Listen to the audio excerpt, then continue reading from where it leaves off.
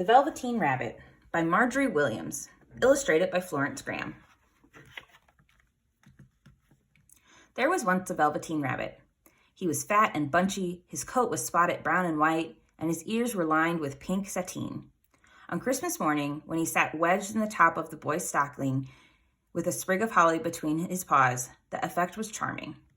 For at least 2 hours, the boy loved him, and then, in the excitement of looking at all the new presents, the Velveteen Rabbit was forgotten.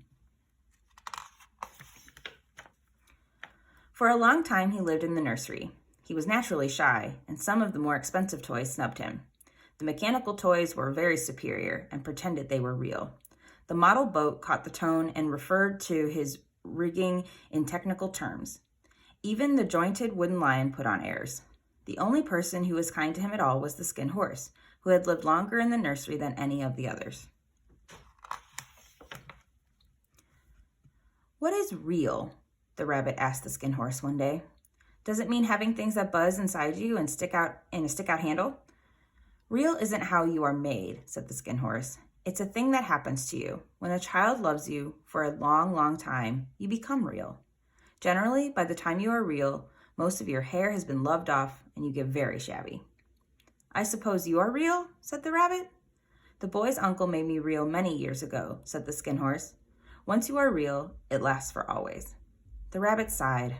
He thought it would be a long time before this magic called real happened to him.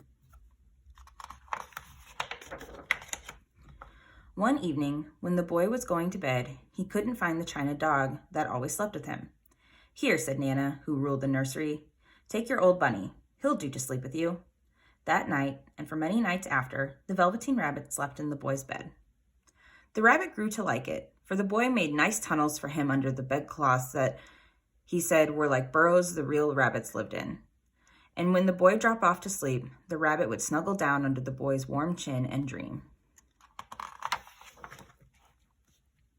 The little rabbit was so happy that he never noticed how his beautiful velveteen fur was getting shabbier, and his tail becoming unsewn, and all the pink rubbed off his nose where the boy had kissed him.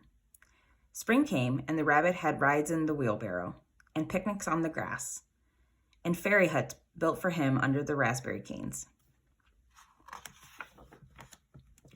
Once, when the boy was called away suddenly, the rabbit was left out on the lawn until long after dusk, and Nana had to come and look for him because the boy couldn't sleep unless he was there. "Fancy all that fuss for a toy," said Nana. The boy sat up in bed. "He isn't a toy," he said. "He's real." When the little rabbit heard that, he was happy, for he knew that what the skin horse had said was true at last.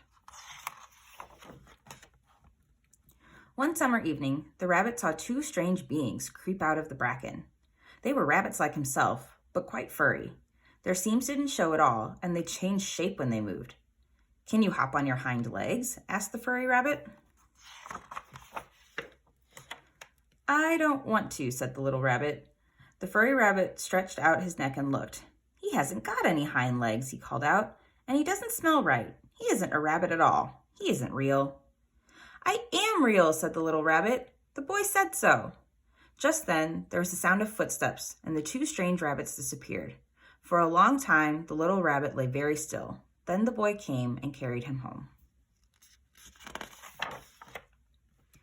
One day, the boy was ill. His face grew very flushed, and his little body was so hot that it burned the rabbit when he held him close. It was a long, weary time. Presently, the fever turned, and the boy got better. The doctor ordered that all the books and toys that the boy had played with in bed must be burned. And so the little rabbit was carried out to the garden. Nearby, he could see the raspberry canes, in whose shadow he had played with the boy, and a great sadness came over him. Of what use was it to be loved and become real if it all ended like this? And a tear, a real tear, trickled down his shabby velvet nose and fell to the ground. And then a strange thing happened. For where the tear had fallen, a flower grew, and out of it there stepped a fairy. She kissed the little rabbit on his nose. "I am the nursery magic fairy," she said. "I take care of all of the playthings that the children have loved. When they are old and worn out and the children don't need them anymore, I come and take them away with me and turn them into real." "Wasn't I real before?" asked the little rabbit. "You were real to the boy," the fairy said, "because he loved you. Now you should be real to everyone." And she held the little rabbit close in her arms and flew him into the wood. In the open glade, the wild rabbits danced with their shadows. The fairy kissed the little rabbit again and put him down on the grass. "Run and play, little rabbit," she said. But the little rabbit sat quite still. He did not know that when the fairy kissed him that last time that she changed him altogether. He might have sat there a long time if just then something hadn't tickled his nose, and he lifted his hind leg to scratch it. And he found that he actually had hind legs. Instead of dingy velveteen, he had brown fur, soft and shiny, and his ears twitched by themselves.